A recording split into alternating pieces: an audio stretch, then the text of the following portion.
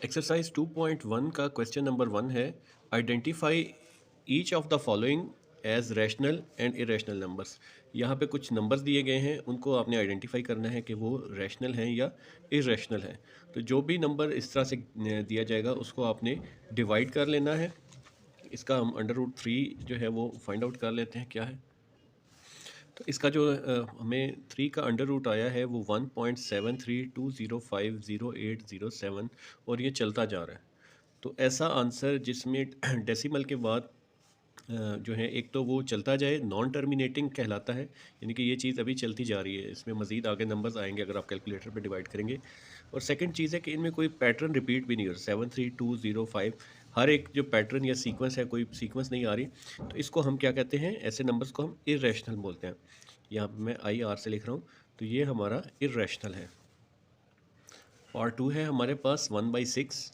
इस 1/6 का find out करेंगे कि ये रैशनल नंबर है या इरेशनल नंबर है। तो इसको 1/6 को डिवाइड करेंगे तो हमारे पास आंसर आ जाएगा 0.166666 और ये इस तरह चलता जाएगा। तो अब डेसिमल के बाद इस तरह जो नंबर आए और जो चलता जाए, ठीक है, ये डॉट्स का मतलब है कि ये नंबर चलता जा रहा है। आप अपने कैलकुलेटर्स पे भी डिवाइड करके इसे देख सकते हैं।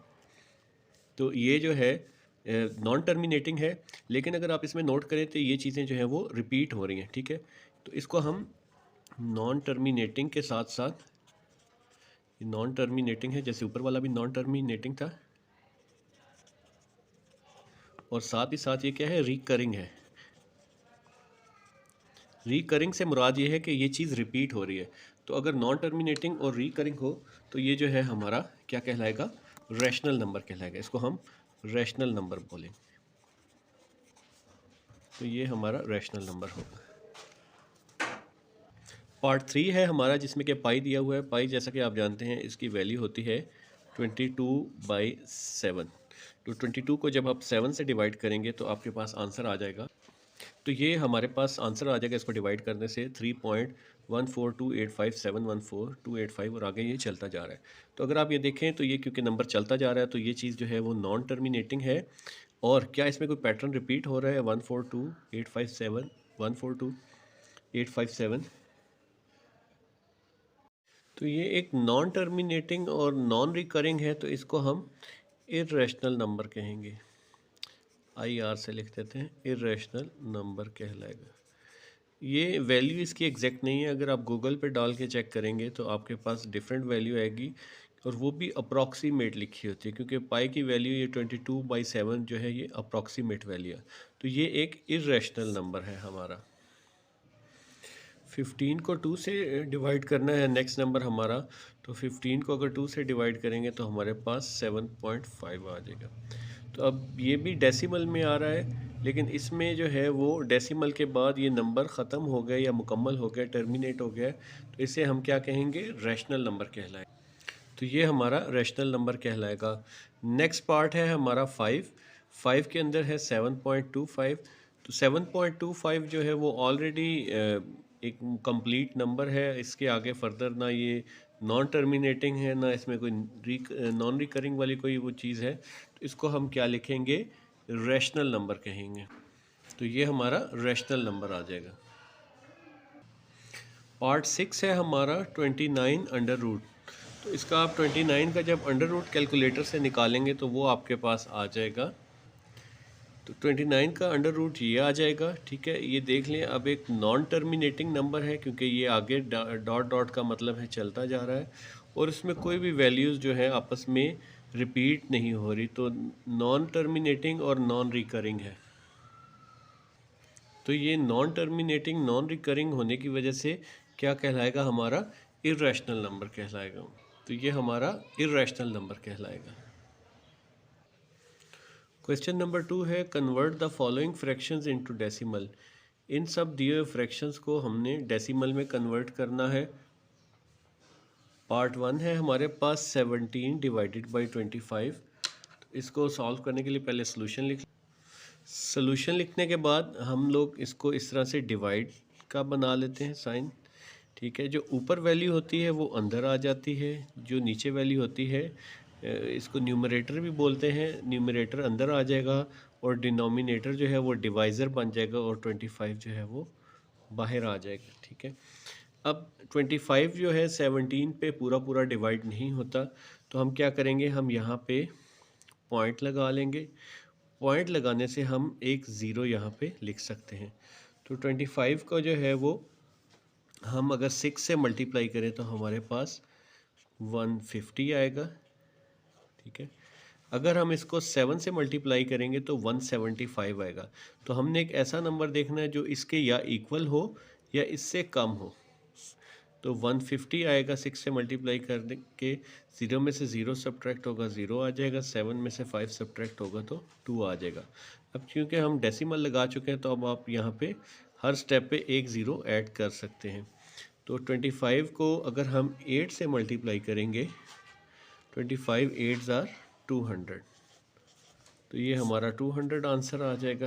ये कैंसिल हो गया। तो अब हमारा जो आंसर आ जाएगा वो 0.68 आ जाएगा। तो ये हमारा आंसर आ गया 0.68। पार्ट 2 है हमारा जो है 19 divided by 4।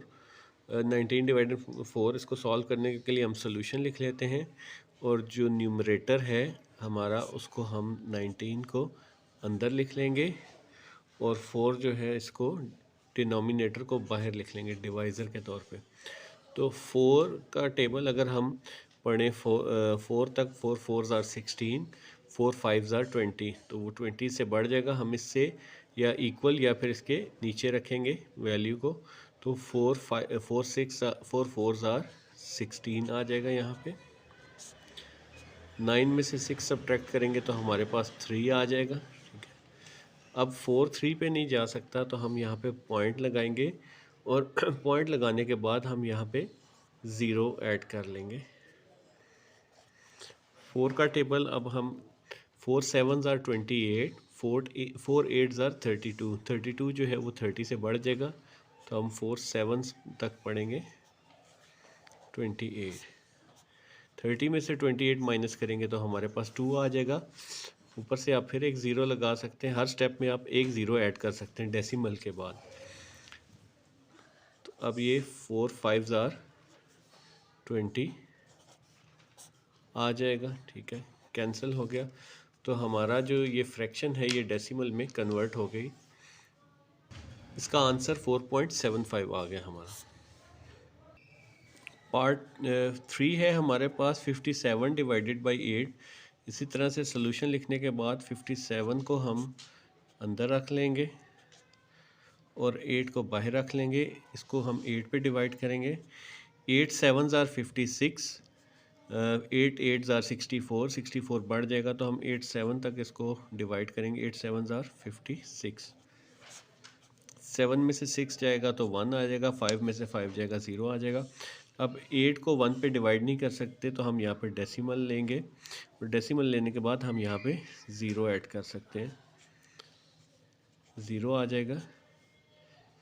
8 1 is 8, 8 2s are 16, वो बढ़ जाएगा तो हम 8 1 से इसको डिवाइड करेंगे। हमारे पास 10 में से 8 जाएगा तो 2 आ जाएगा। फिर एक ज़ीरो हम ऐड कर सकते हैं, हर स्टेप पे आप एक ज़ीरो अगर आपने डेसिमल लगाया तो ऐड कर सकते हैं। 8 2s आर 16, 20 में से 16 माइनस होगा तो 4 आ जाएगा। नेक्स्ट स्टेप पे एक और ज़ीरो आप ऐड कर सकते हैं। 8 5s आर 40, ये 40 पे पूरा पूरा डिवाइड हो जाएगा। तो हमारा जो आंसर आ जाएगा, अच्छा इसका जो है अब ये फ्रैक्शन हमारा डेसिमल में कन्वर्ट हो गया और 7.125 हमारे पास आंसर आ गया इसका। पार्ट 4 है हमारा 205 डिवाइडेड बाई 18। तो इसको भी फ्रैक्शन में कन्वर्ट कर, फ्रैक्शन को डेसिमल में कन्वर्ट करने के लिए हम न्यूमरेटर को अंदर लिख लेंगे 205, और इसको हम डिवाइड कर देंगे 18 के साथ। 18 1 इज़ 18, 20 में से 18 आएगा, माइनस करेंगे तो 2 आ जाएगा। ऊपर से हम 5 नीचे उतार लेंगे। अगेन 18 1 इज़ 18, 25 में से 18 जाएगा तो 7 आ जाएगा। अब आगे 18 7 को डिवाइड नहीं कर सकता तो हम यहाँ पे डेसिमल करेंगे, यहाँ पे भी डेसिमल लगाएंगे और ऊपर से एक ज़ीरो उतार लेंगे। 18 3 ज़ार 54, 18 3 ज़ार हमारा 54, 70 में से 54 सब्ट्रैक्ट करेंगे तो 16 आ जाएगा। नेक्स्ट स्टेज पे एक और ज़ीरो हम उतार सकते हैं डेसिमल लगाने के बाद हर स्टेज पे।